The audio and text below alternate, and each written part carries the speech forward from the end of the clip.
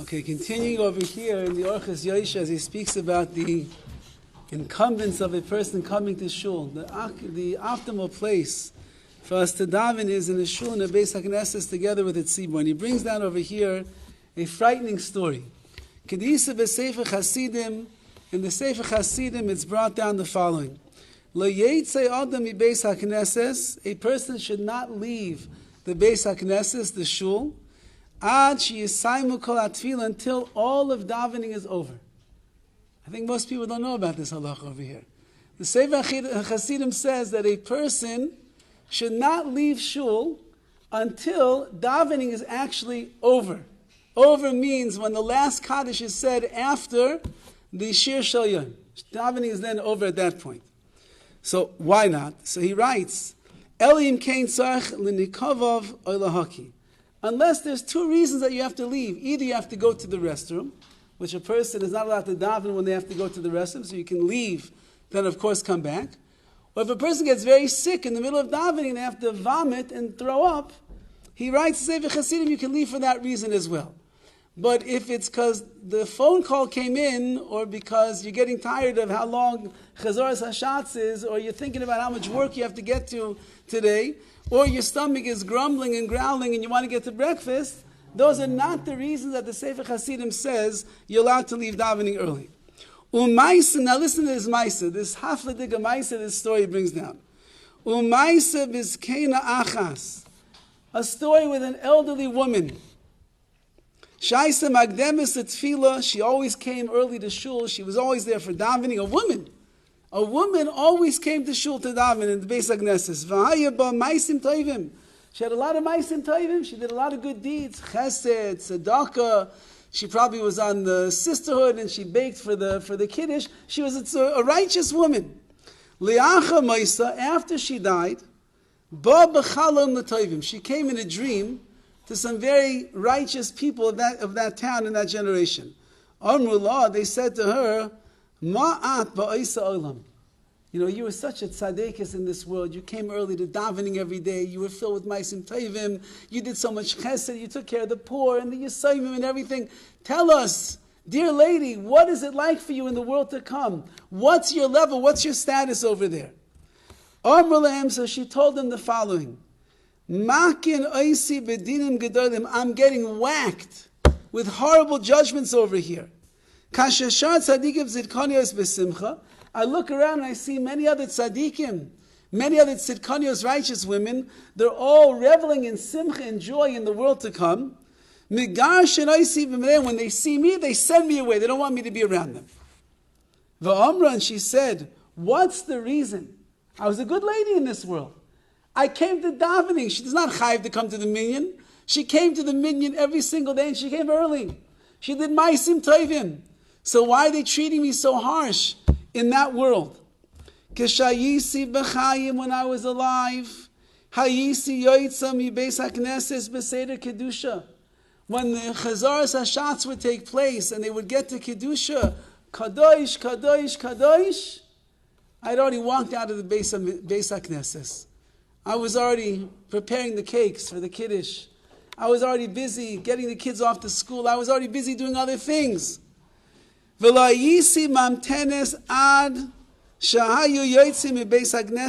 would not wait with everybody else until it was time to leave the shul at the end of davening. Take a look over there in the Sefer Chasidim. Go home tonight, open up your Sefer Chasidim, and you'll take a look at the rest of the story. Rabbi, you understand what the story is? An elderly woman who's not obligated to come to shul and daven with a minion. She came early before everybody else. She was a life filled with maisim tovim, good deeds, chesed, tzedakah, yirah shamayim, tznius, everything we can imagine. But she left the Beis HaKnesses early. She wasn't there for kedusha, and she wasn't there when everybody else was leaving. She had already gone long before that. Because of that, she showed a disrespect to davening, to the Beis HaKnesses, to the Shechina which is here. She was punished in the world to come.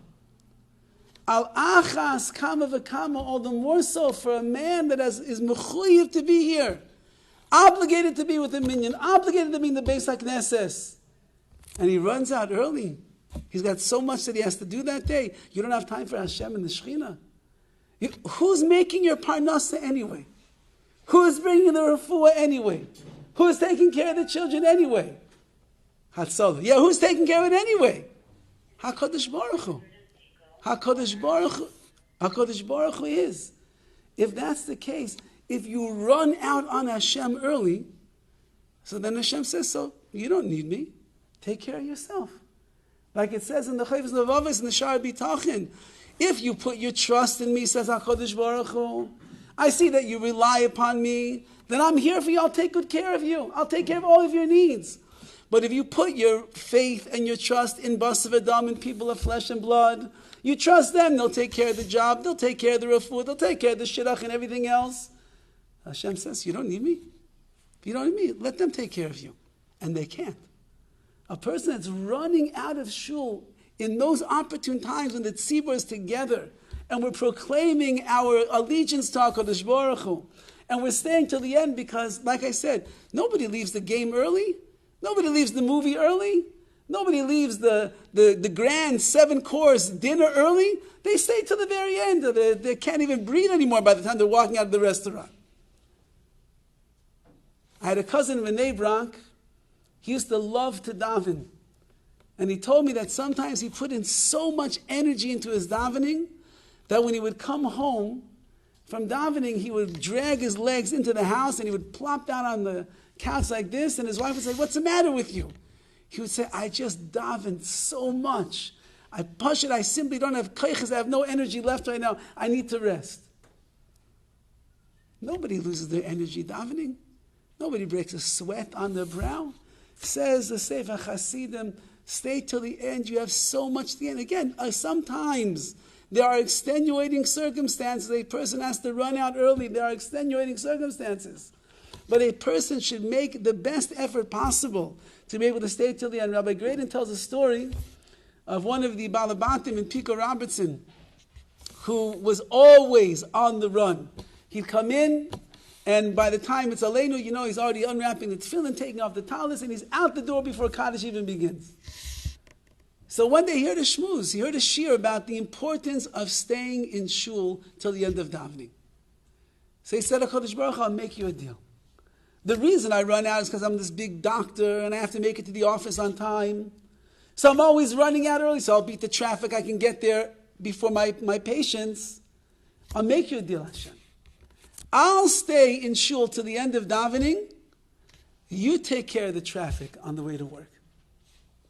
And lo and behold, he said with his own mouth, he said, from the moment that he began staying in shul to the end of davening, he never was late to his office. HaKadosh Baruch Hu took care of the traffic, no problem.